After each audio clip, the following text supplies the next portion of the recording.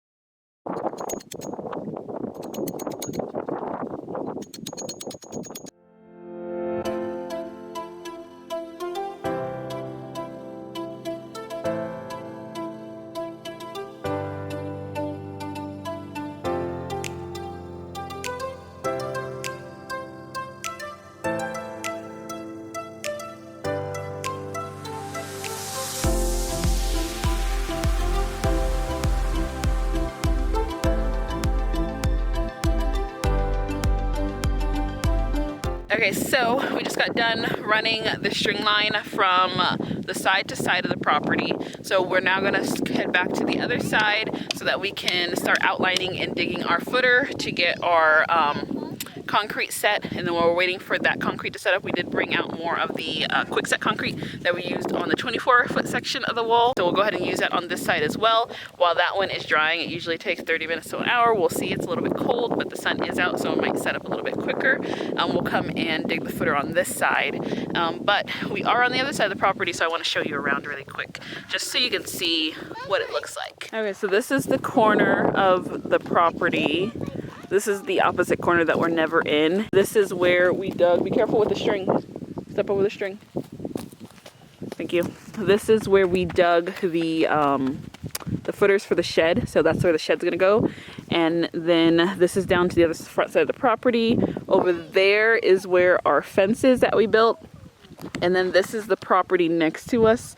That is a wash area. So it has a lot of mesquite trees over here as well. And then on this side of the property, the other side's pretty bare, but on this side it's nice because we do have a mesquite tree here and one that's here that are pretty much matured. So we're probably gonna go ahead and prune those two trees so that they can grow tall, because right now they're pretty much growing out and staying close to the ground. So it's pretty windy out here, so I'm going to try and talk quick before the wind picks back up. But this side of the property is pretty much where the garden is going to go.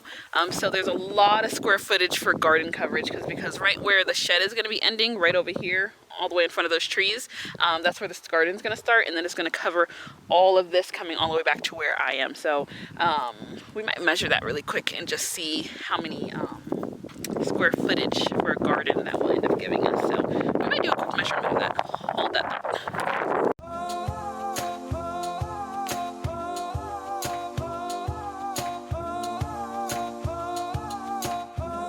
So Elijah just got done measuring. So our garden from side to side would be estimated 94.5 feet going across. So basically 95 feet going across for garden space. So that is a pretty good amount of space. I can grow some wheat and some other nice little crops as well. So we will see what we can do with that space once we get out here. Okay, so we made it back to the other side of the property. I don't remember where I left off at, but our neighbors behind us finally moved in, and so we got to meet them. It's a nice couple who bought the land behind us, so that's one of the things where you're like, whew, crisis averted.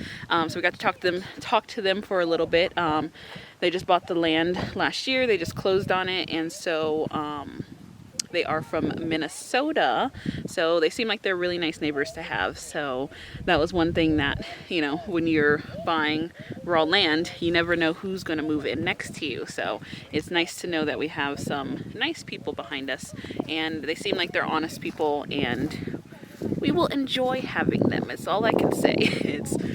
We won't have to worry about any craziness. So now that that's done, we already have the string line set up, so we are going to start on our footer. So enjoy watching. Okay, so the first thing that we're going to start to start our footer, we are going to be starting with a 16-inch block and then a 8-inch block. So we're going to go ahead and get those laid out on the ground, so then we can kind of make an outline of them, and then we're going to dig our footer probably about 4 inches out on each side of those, so that we can then pour our concrete into there. Right? Okay. Okay, so this is where Elijah is starting to trace out where our footer is going to be.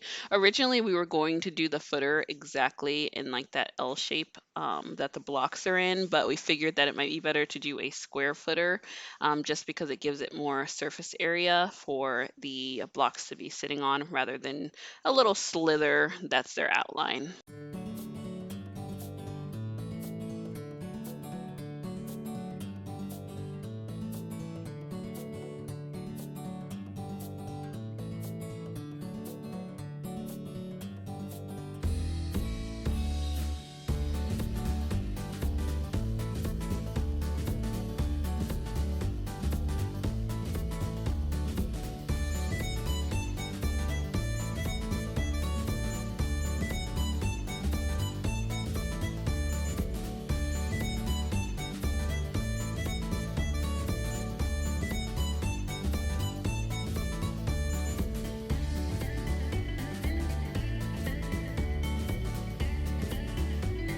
One thing we did notice while we were digging on the back side of the property is that the soil back here is very different from the soil that's at the front. Digging back here, we pulled up a lot of dirt clumps versus when we were digging up at the front of the property where we were putting our fence. That soil up there was a lot softer.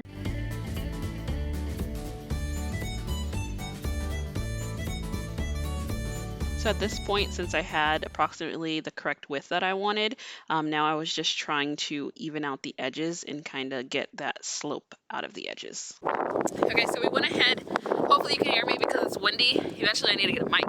But we went ahead and we just did the outline. We went a little bit further past the string line so that we're going to pour the concrete a little bit further out from the footprint of our blocks just to give it a little bit more space and it'll give us a little bit more room to make sure that our corner blocks are lined up with the rest. So I'm going to give you a quick peek of what that looks like, and then we are going to tamp it down to get it level once we get down to the correct depth, and then we're going to backfill it with some concrete. Okay, so this is our rough outline right here of where we're going to go. We still have to go down further to the correct depth, but we basically are going to do a square pad for the concrete block so that it has enough spacing to go in there. So once we get that to the correct length, we're going to pour some concrete in, and then we have some rebars that we brought out that we are going to be putting in the corners over here.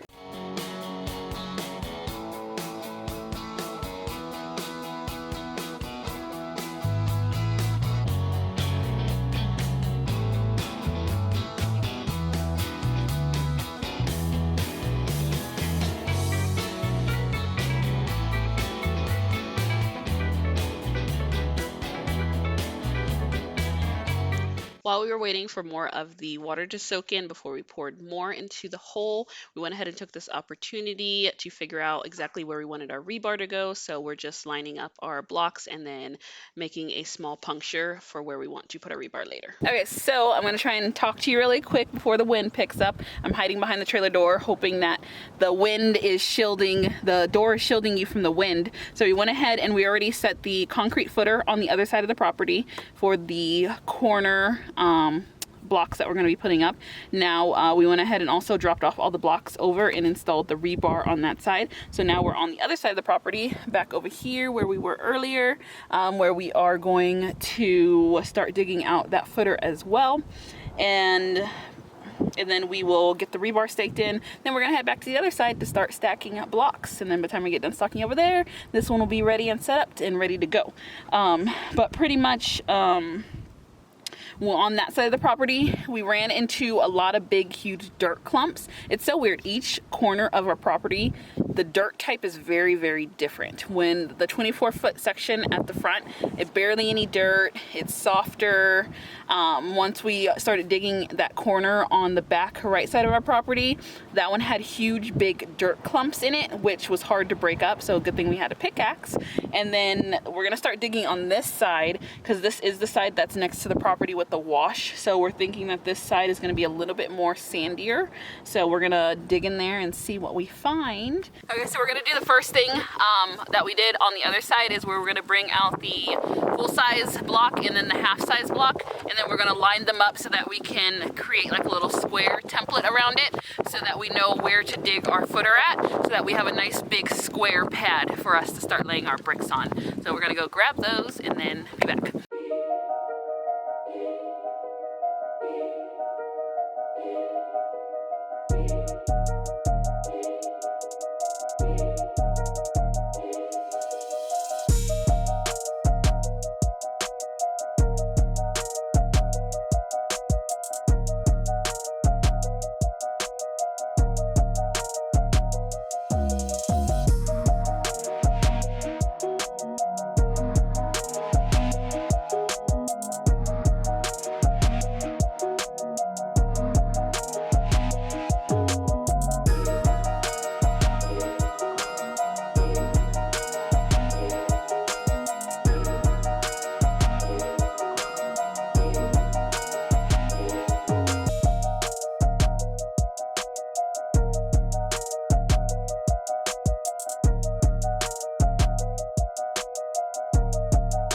Just got done cutting the hole in, and then filling the hole with concrete. It's pretty windy, so you probably can't hear me, so I'm probably gonna voice over this. But we went ahead and we pre-stuck the rebar in there, and then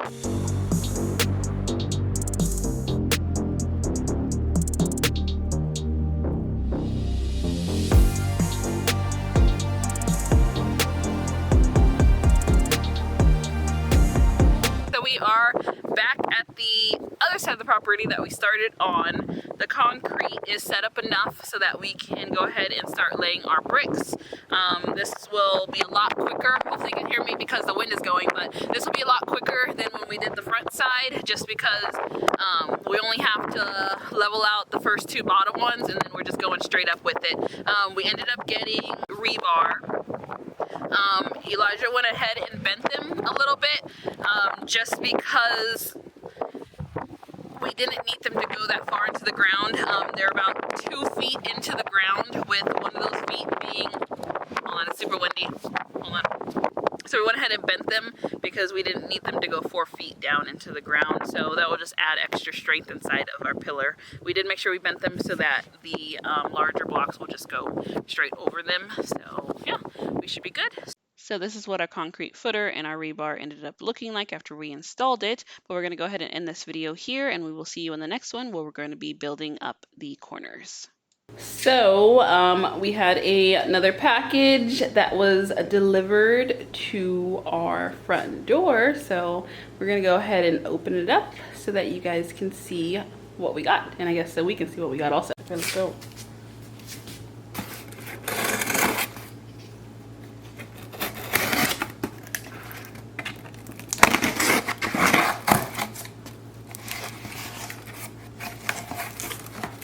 Oh, let's see what we got. It's a box inside of a box. Before we open the package, so there was a note inside of the package. So this package is coming to us from Maryland. So let's open it up and let's see what we have. Ooh, okay, looks like these are the little